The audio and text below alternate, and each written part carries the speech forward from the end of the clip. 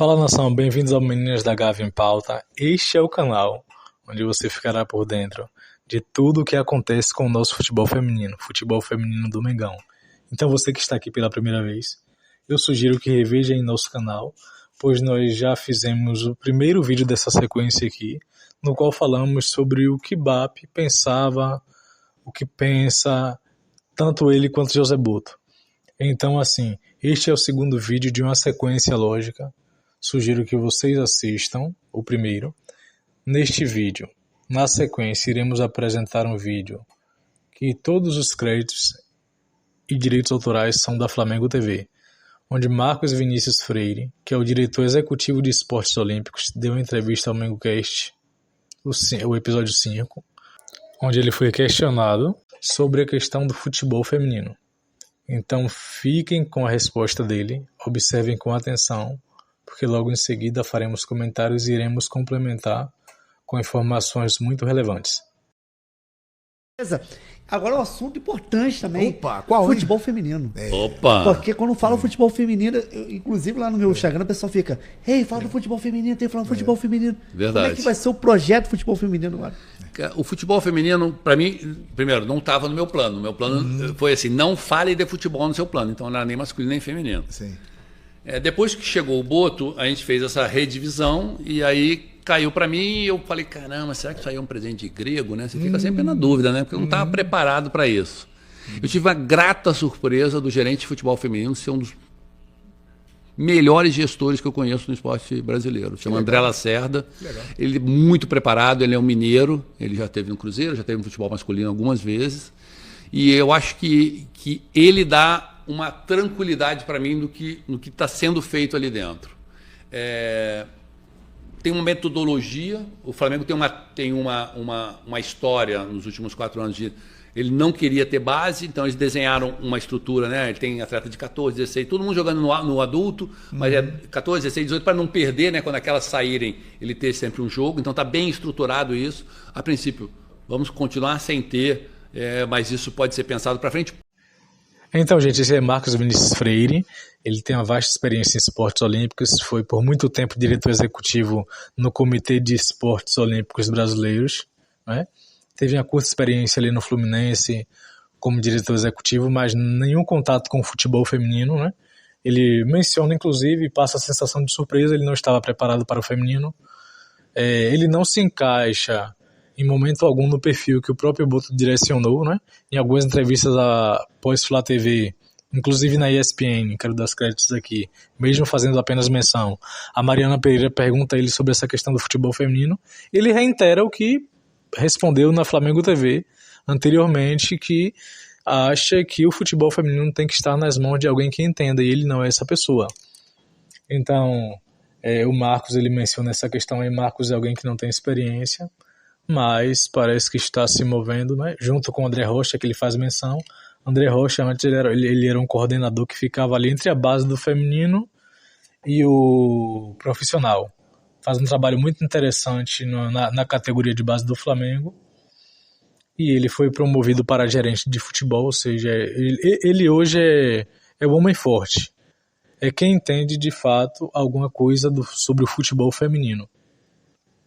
E outra parte muito interessante que o Marcos menciona é a exclusão da categoria sub-17 do feminino do Flamengo. Quero fazer menção aqui à matéria publicada no GE no dia 11 de julho de 2024, né? Onde menciona que o Flamengo justificou por conta do curto calendário e poucos jogos. Vou fazer o máximo para deixar o link dessa matéria na descrição aqui deste vídeo, né? E a formação e captação de talentos, o Flamengo direcionou para projetos sociais. Projetos sociais via a lei de incentivo ao esporte. Se eu não me engano, até um parceiro muito relevante é a Vale. O Flamengo tem vários polos de projetos sociais no RJ. Essa matéria do GE faz menção o quantitativo, em média de 10 ali no RJ no período. E o Flamengo, no momento, buscava outros estados também. Então, queremos fazer menção aqui, né? Mas vamos dar continuidade porque tem muito mais coisa importante aí que o Marcos vai estar fazendo menção. Por quê? Assim, até o presidente já expôs isso. O futebol feminino ele tem menos receita do que despesa. Por quê? Ele estava embaixo do futebol, e o futebol botava o dinheiro do masculino junto com o feminino, e a hora que você separa, e aí por isso que eu digo um pedaço do presente era de grego, né? Sim. Porque eu estava lá com minha conta toda arrumadinha nos outros esportes, aí eu recebo um que recebia do futebol masculino, mas que gastava mais porque tinha toda a coluna de se lá tem suplemento, aqui tem que ter suplemento, se aqui tem 3 caras trabalhando, tem que ter 3. Então a gente está arrumando isso, a gente está arrumando a receita do feminino para aí sim estruturar melhor ainda. Para eles eu acho que foi um ganho, assim, falando aqui muito abertamente, e o André repete isso comigo, porque o futebol feminino junto do futebol masculino ele é mais um, né? Ele é a vírgula, né? Vamos dizer, né?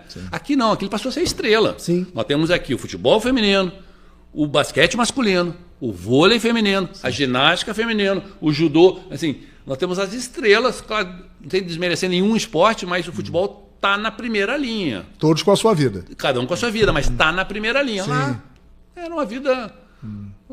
deixa ele por ali, né? Tá na sombra do futebol masculino. Na sombra. Aqui saiu da sombra. Sim, aqui sim. eles viraram estrelas. As jogadoras são as nossas Rebecas, as nossas Rafas, as nossas Zaquias. Né? A Cristiane, né? A Cristiane, todas elas, né? Passaram assim, ali o coletivo é ruim a gente botar no nome, Sim. mas o coletivo passou a ser tratado dessa forma. Sim. Não é, vou ver depois. Não tem ver depois, eles são vistos junto com os grandes. Sim. Então essa mudança para o Zico eu acho que já deu uma animada. A gente está olhando o que a gente vai fazer. Acabamos de ser convidados para jogar um torneio maravilhoso em Portugal, coisa que o futebol feminino nunca tinha sido, porque a gente foi atrás, a gente precisa arrumar receita, lá tem prêmio, lá tem convite, lá tem grana, vamos arrumando nossa conta. Então eu acho que, assim, sem desmerecer o passado, eu acho que ele está sendo melhor cuidado agora do que era. Quero fazer aqui uma curta menção a esse torneio que o Marcos mencionou, né? Deve ser um torneio de tiro curto, né? Equivalente àqueles torneios de pré-temporada. O Flamengo, na gestão anterior, chegou a fazer amistosos de pré-temporada também na Espanha. Então nossas mulheres vão voltar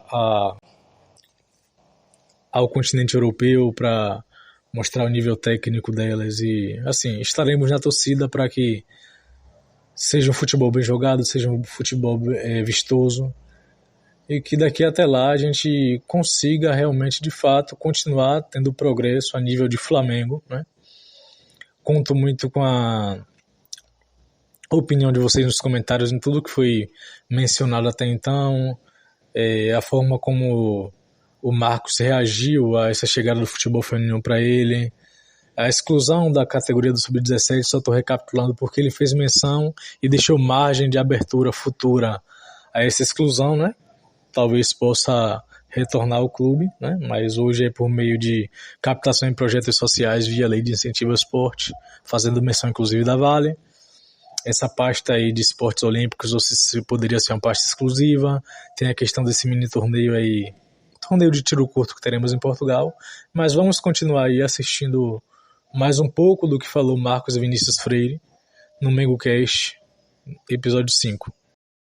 E quando você fala estruturar melhor, detalha isso pra gente em relação ao futebol feminino. É ter a sua receita e não depender do futebol masculino. Porque era o que acontecia.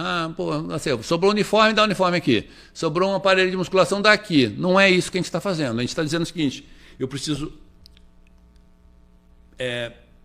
pactuar a receita, porque muitas vezes o patrocínio é vendido junto, né? Não, então esse aqui deu 100 aqui, dá dois contos ali, sem precificar, sem nada. Agora a gente está olhando, está precificando, porque o futebol feminino está em ascensão, né? Sem dúvida. Está em ascensão. Tem uma Copa do Mundo aqui. Vem a Copa do Mundo aqui. É. Pô, eu vi agora uma bet botar no peito do futebol feminino do Palmeiras um número de masculino. Sim. Estamos falando entre 10 e 20 milhões de reais num time feminino do patrocínio Master. É um número.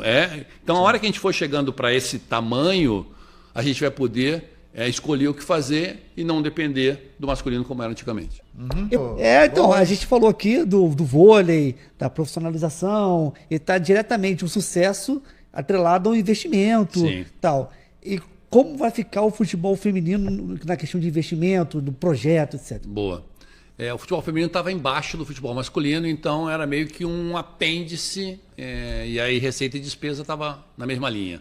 A gente está procurando uma nova receita para o futebol feminino, para adaptar essa despesa que eles estão habituados, e aí poder arrumar a casa de novo. Eu tenho um super gerente de futebol feminino, que é o André Lacerda.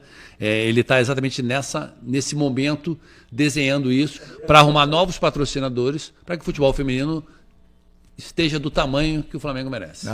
Então, gente, essa última fala do Marcos aí tem aspectos relevantes, né? Ele menciona a tendência de levar cada vez mais o futebol feminino do Flamengo a se tornar autossustentável, né? Caminhar com as próprias pernas, isso é algo muito relevante.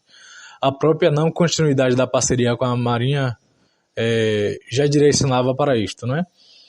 E no clube, agora de forma exclusiva, o futebol feminino divide atenções com os esportes olímpicos. O Marcos, inclusive, mencionou, né? Já estou recapitulando a questão do planejamento dele de forma exclusiva para esportes olímpicos. Após a chegada do Boto, ele teve que sentar para conversar com a gestão e acabou que alocou o futebol feminino nessa pasta aí, dividindo atenções.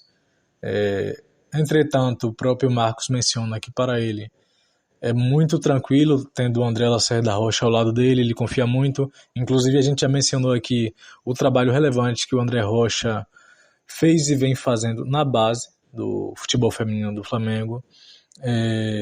Então é isso aí, gente. Até então, esse é o planejamento, é com essas pessoas que o futebol feminino do Flamengo vai ser tocado daqui por diante. E agora vamos dar tempo ao tempo, ver as habilidades na prática, de fato, não é? A gestão em si através da figura de Marcos, né? Apesar do André não aparecer muito. Deu algumas diretrizes sobre os objetivos, as metas, as justificativas, mas vamos ver isso na prática, como será tocado, como será traduzido tudo isso, seja na captação da base, seja na autossustentabilidade, independente da pasta que o futebol feminino esteja, seja no planejamento mencionado que o André vem fazendo, né, junto com o Marcos. Vamos ver, vamos aguardar, esperamos corresponder vocês nos próximos conteúdos em relação à gestão, em relação aos demais conteúdos que a gente propõe estar apresentando no canal.